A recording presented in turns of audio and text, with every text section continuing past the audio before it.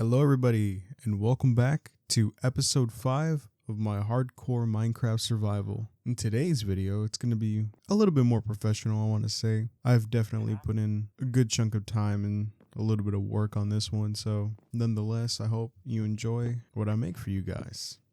With that being said, let's get started.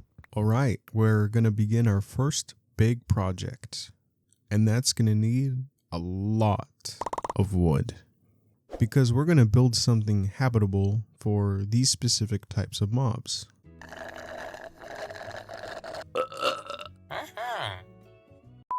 And how are we going to get this wood, you ask? Well, since we're poor right now, we can't build any automatic wood farms or anything redstone based really. So we're going to use these two types of trees right here. The mega spruce tree and the mega pine tree. And why I chose this wood to be a part of the project? Well, because it's the best wood, of course. Then we're going to have to get other materials such as lanterns for lighting, of course. Trapdoors to hide the lights and give more interior structure. And lastly, planks to use for the majority of the build. And why do we need this place, you ask? Well, I'm glad you asked. Because we're going to be containing villagers. And we're going to make them feel right at home. This place is going to be for a variety of different villagers. And how are we going to get villagers? Well, there's two ways. We could find a village and kidnap some of their kind to come over here. Or we can wait for zombie villagers to spawn, which right here on the Minecraft wiki says it's around a 5% chance. And sure, we can use a villager breeder, but we're going to need villagers for that first. Then after we get enough villagers, we'll give them every single one a job block to see what we want after we find the trade we want in the trading menu. And afterwards, we're going to force lock their trades and start the discount process. And as the name implies, we want to make the prices as low as possible. For every time a villager is zombified and cured, the trades of said villager will decrease, continuously going down until we can reach the lowest price possible for most items obtained per trade, which is 1 emerald.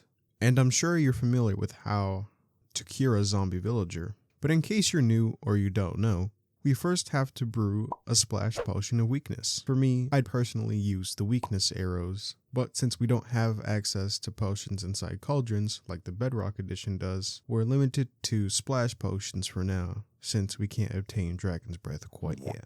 Once we have these items, the player throws the splash potion of weakness at the zombie villager, and then he goes up to the affected zombie villager and feeds him the golden apple.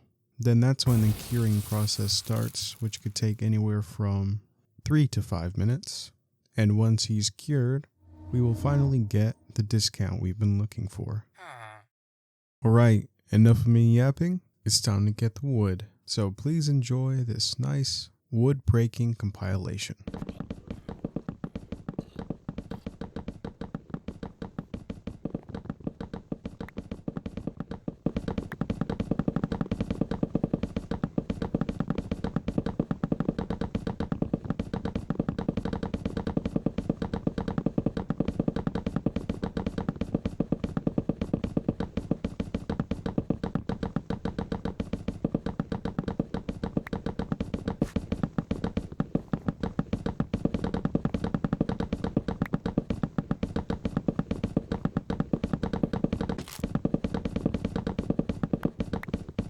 Eventually, after collecting enough wood and going back to my house and sorting through all my stuff, I may or may not have had a little accident.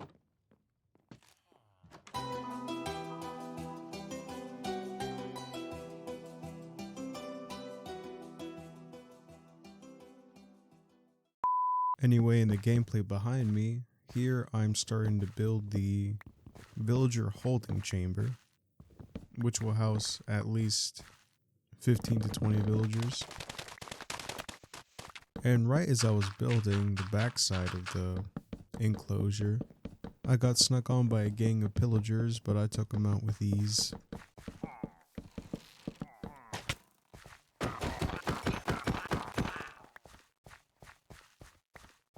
And not even 5 seconds after that, I tried going home and accidentally started a raid, so that was nice, but I took care of it in the end. They jumping me! They jumping me!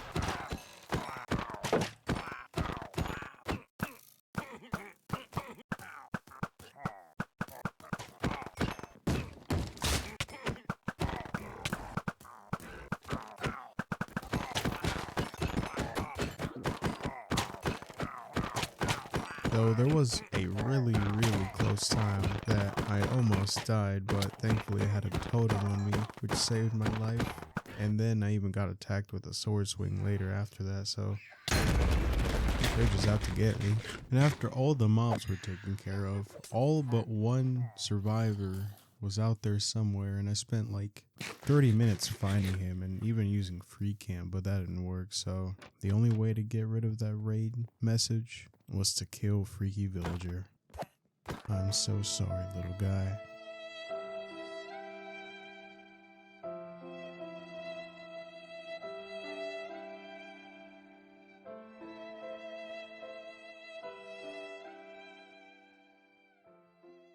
Anyway, we can't mope around in the past for too long, so I went back and continued building the little house pen thingy for the villagers.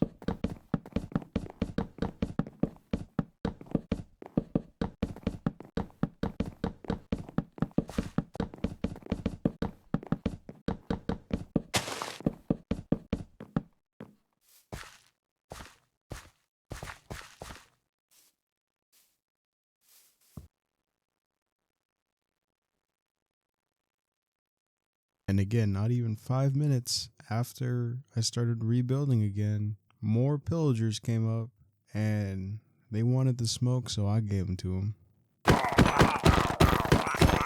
After taking care of them, I dug out the old dirt floor and replaced it with a brand new wooden one.